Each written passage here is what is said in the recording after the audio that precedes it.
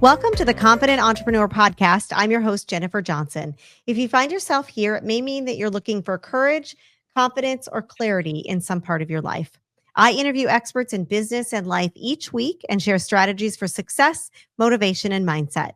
If you want to learn more about how I can help you grow your business as an extension of yourself or help transform you into a confident entrepreneur, check out my website at jenniferannjohnson.com or join my private Facebook group at Confident Entrepreneur.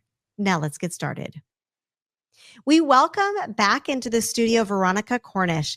She is an e-commerce entrepreneur, web designer, and content maker, and does an absolutely fabulous job on websites, including mine.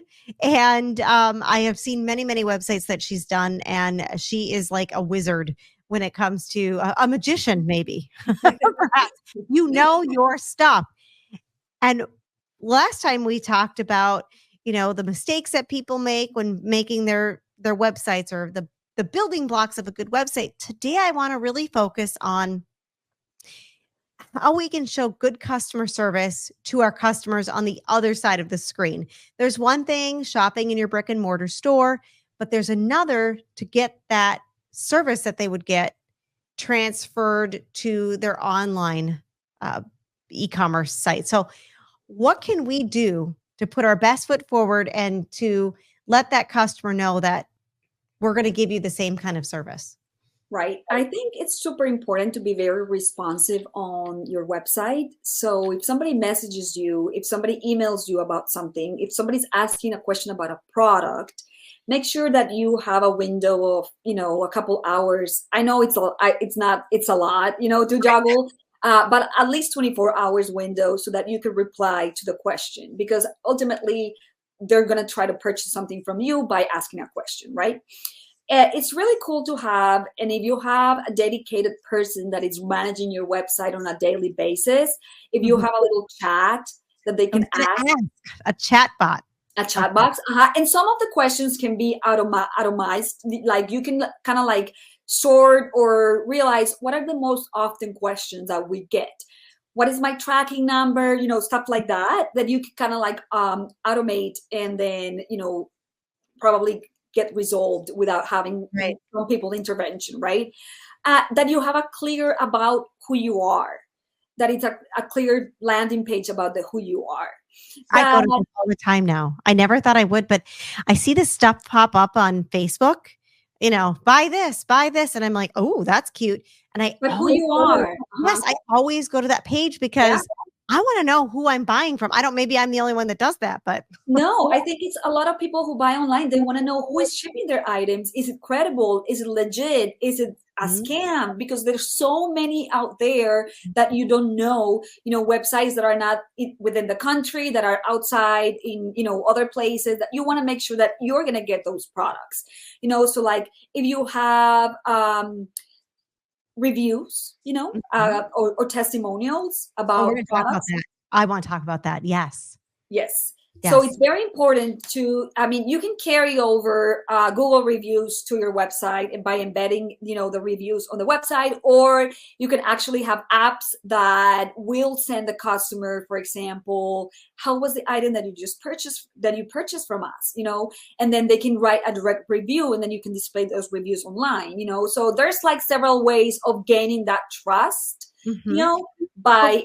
What if it's bad? What if it's a bad review that you had on Google?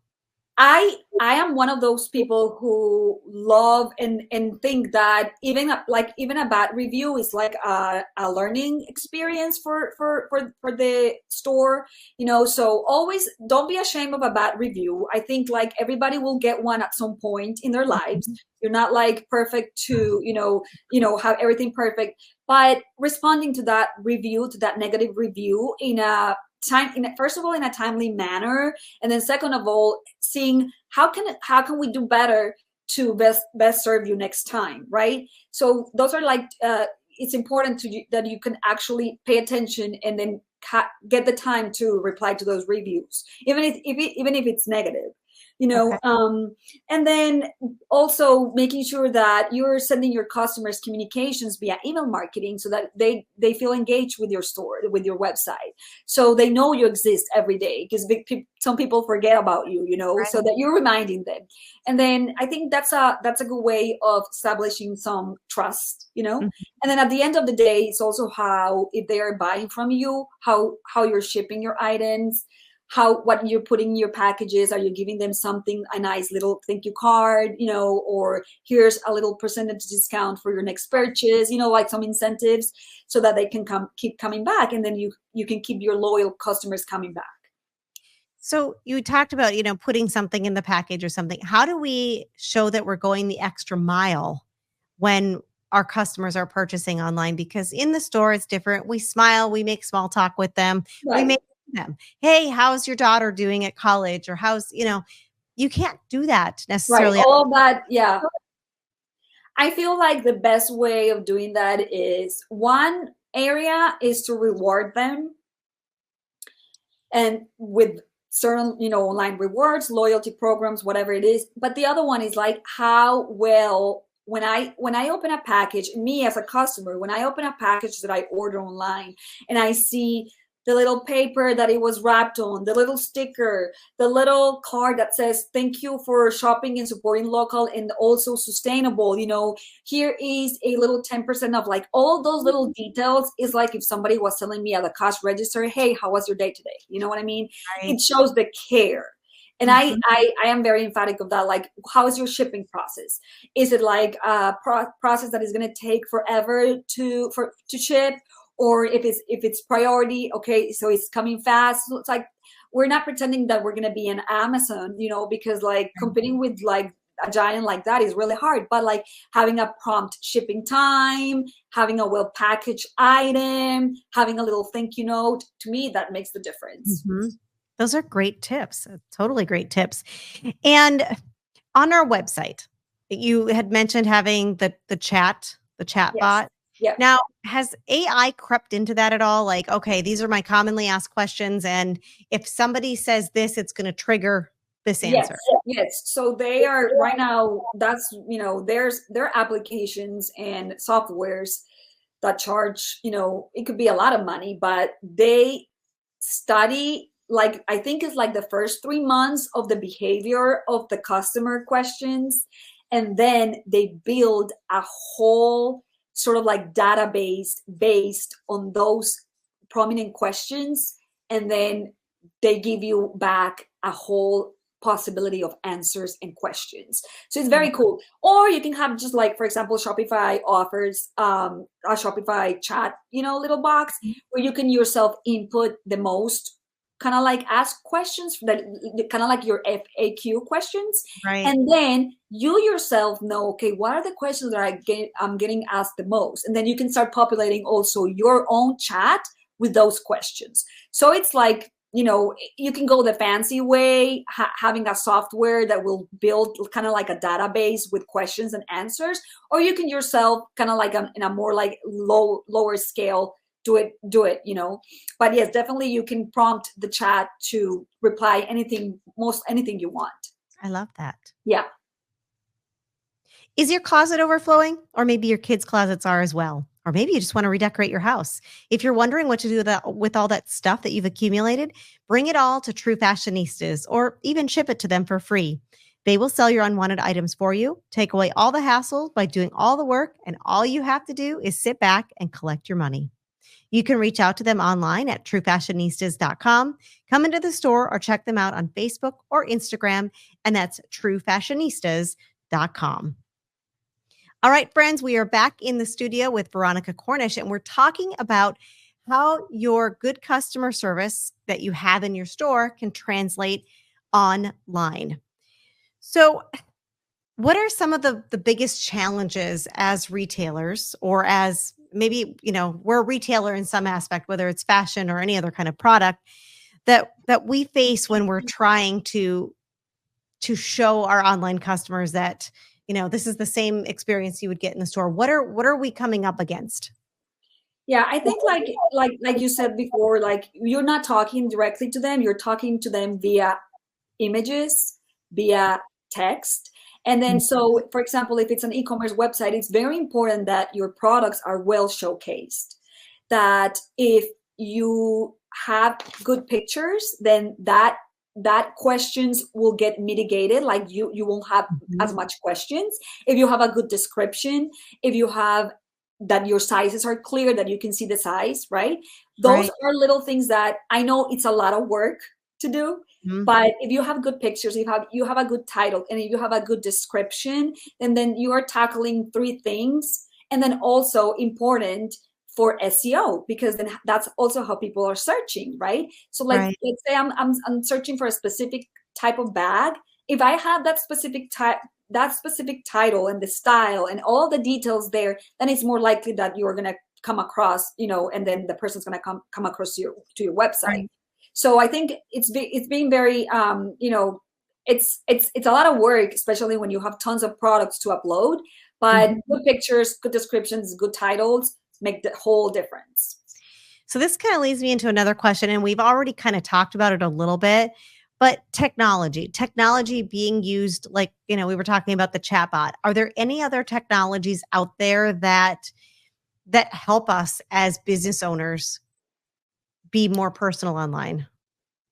I think I like to use AI now also to write texts, so that it's like more precise and concise. And so, like, for example, AI will give you options of, I want to write a call to action for something X, Y, and Z, right? And then I want it to be in a friendly tone. So like you now can use, for example, AI to rewrite content on your website that maybe it was poor written before, right? And then you can kind of like swap it and then make it more appealing. So yes, there's tons of stuff. And then there's so many apps out there, but I feel that with a website, the consistency is key. The blogging is key. Oh, okay. Okay. Yeah, there's not like a magic wand where I'm going to just install an app and then magically I'm going to start selling, It's just more, it's more of like bringing in so many aspects and elements to it. Then for online, it's just not having a website. It's how you're marketing your website. How are you telling your people about the website? How are you verifying your website with Google Search Console so that it's ranked? So like it has so many key pieces of elements that the website by itself cannot do it all. You have to help it a lot. The blogging is super crucial. I will say it's one of the most effective organic SEOs that nobody can ever take away from you. How often do you need to do that? How often where do you find the time? Right? Well, now AI can help you find the time, because now now AI can get you an amazing content, and then you can obviously kind of like paragraph by paragraph kind of like rewrite certain things, add the links, add backlinks, add custom imagery to the blog, add products to your blog. So you now have more sources to write in a faster manner than before, when you were having to come up with from scratch with everything. Right. So there's definitely technology out there to help you make your life faster or easier in a way, but there's still the human touch, right? You can't replace everything with AI. But, overall, email marketing is a great tool that, it's like one of the oldest marketing tools that there is, but it's a great tool. So let me talk about that. So first of all, how many times a week do you need to blog? And then I'm going to ask you the email question, because I know that our listeners are really wanting to know the answer to that. So how many times a week should we blog? I think like if you do 2 blogs per month, that's fine. Oh, okay. So it's not like that you have to be blogging about every single thing. Okay. And then I think that this is just more of like variations between clients and clients, but some people love to email 3 times a week. Okay. Some people love to email twice, and some people just email twice a month. But I think like the regularity of it's important. And also because people forget about. Yeah. There's so many stores out there, but if you really are interested in what a particular store has to offer, then that email with the products inserted on the email, makes it easier for you to go and, click on it, take you to the website, Right. and then look at whatever they have there as new. And then one also important thing that I love that I think I meant that we talked in the other podcast was in the navigation, just have that new arrivals tab there, because that's something that people want to know. What's new? Right. They might have seen already some of the other stuff. They want to see what's coming in. Exactly. So that's a good one, the new arrivals. I'm glad you brought that up because you're the one that had me put that on my site Yeah, a long time ago. I'm like, why are we doing this? Because it's just going to make but they still have everything else. Yeah, it is. It's just like, look, when somebody already knows about your business, when somebody is a regular, like a loyal customer, they don't need to know any more about your about page because they already know it. They don't, they want to know what are your products and what just came. So that new arrivals, it's super key and is one of like the most clicked buttons in every website that I design. That's so awesome. Yeah. So putting all these things in place, how do you measure if this is all working? How do you know? Well, first of all, is your return on investment. So how many sales are you making every month, right? Mm-hmm. How many visitors are coming to your website, not necessarily translating or conversion, because some people might come to your website, see what's there, and then go to your store. So it's not, you have to be mindful of something. Your website is informative. It's also selling, but it can also be a great tool to bring foot traffic to your in-store.